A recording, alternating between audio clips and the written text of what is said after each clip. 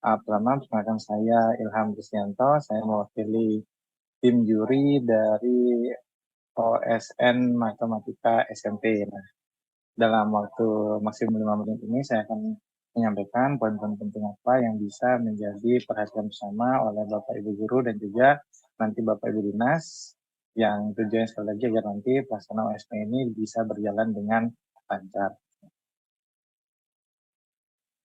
Baik, yang pertama saya memberikan penekanan kembali untuk waktu pelaksanaan. Ini khusus untuk SMP Matematika SMP ya Bapak Ibu ya.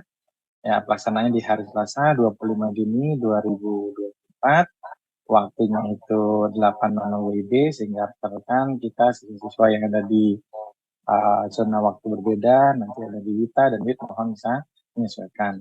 Dan durasi pelaksanaan sendiri 150 menit, sehingga ketika dimulai 8.00 WIB, kita akan selesai nanti 10.30 WIB.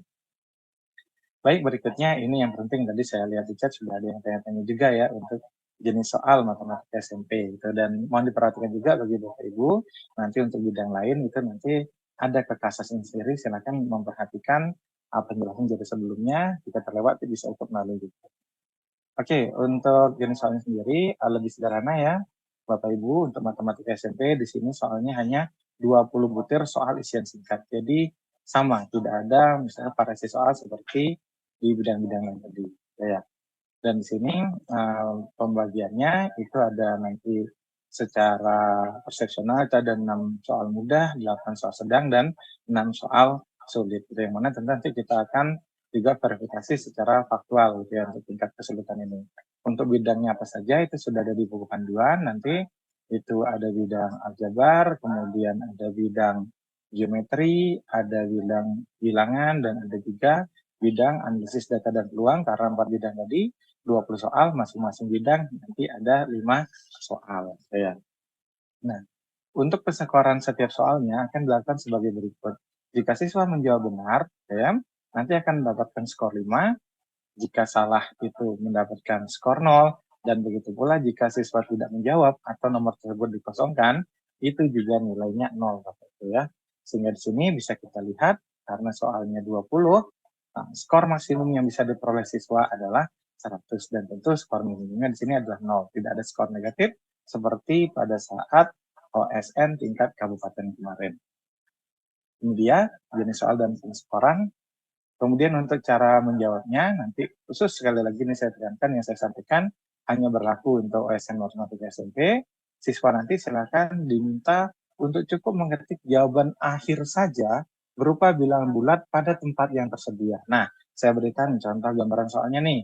Nanti kira-kira yang dihadapi siswa adalah seperti ini. Misalnya pertanyaannya, banyaknya faktor positif dari 2024 adalah, nah setelah siswa nanti memproses, di sini siswa cukup mengetik jawaban akhir saja. Misalnya untuk soal ini nanti, oke, jawabannya 16 gitu. Jadi siswa cukup mengetik 16 saja gitu ya Bapak Ibu. Jangan nanti diminta untuk, wah jangan lupa nanti menuliskan bagaimana prosesnya. Tidak ya. Jadi sekali lagi, di sini untuk matematika SMP yang ditulis hanya jawaban akhir saja. Dan untuk bilangan-bilangan, karena tadi sudah dibatasi ya bilangan positif, jika bilangannya itu lebih dari 999 gitu ya, atau setidaknya 1000, nanti tidak diperlukan pemisah titik. Misalnya jawabannya nanti adalah 10.503, misalnya, nah cukup tulis 10503 tanpa ada tanda pemisah gitu ya. Tapi jangan khawatir, nanti di sistem ANBK itu sudah difasilitasi sehingga siswa memang ketika untuk matematika SMP hanya bisa memasukkan input berupa bilangan saja, yaitu di digit 0, 1, 2, 3 sampai 9 gitu ya.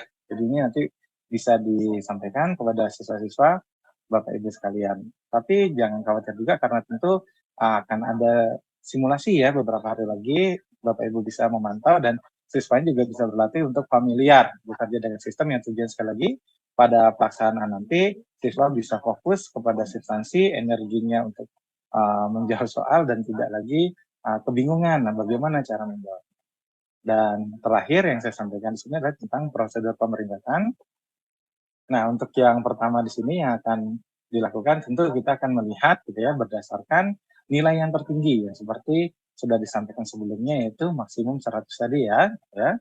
Kemudian Jika nilai ini sama, maka akan ditentukan berdasarkan nilai tertinggi untuk soal sulitnya. Dan dalam soal sulit tadi, jika masih sama lagi, nah kita akan melihat berdasarkan nilai untuk soal sedang. Nah, biasanya sampai sini sudah cukup untuk bisa menentukan peringkat siswa. Namun, jika ternyata masih sama juga, nanti ada tiebreaker berikutnya, yaitu akan kita pilih siswa dengan kelas yang lebih rendah, dan jika ternyata masih sama, gitu ya, kemungkinannya sangat kecil gitu ya, karena tahun sebelum terjadi, tapi kita siapkan.